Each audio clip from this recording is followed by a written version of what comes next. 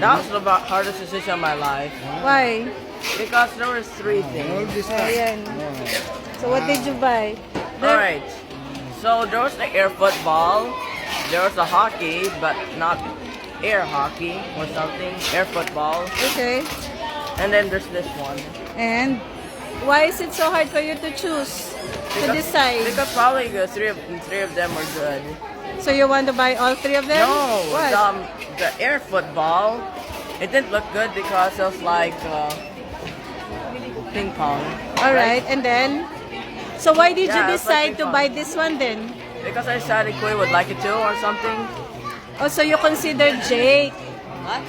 So you considered Jake in buying this, but did you want this? Jake said he wanted to buy it. Oh, Jake wants this, but you didn't. What did you want to buy? No. What? I decided to buy this. Jake told me to decide what I wanted to buy. So Yeah, and the other one looks small.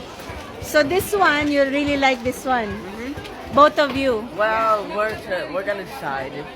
We're gonna see. So you decided for Jake, not for you. No. What? Both. Okay. So you like this too? Maybe because we played that before.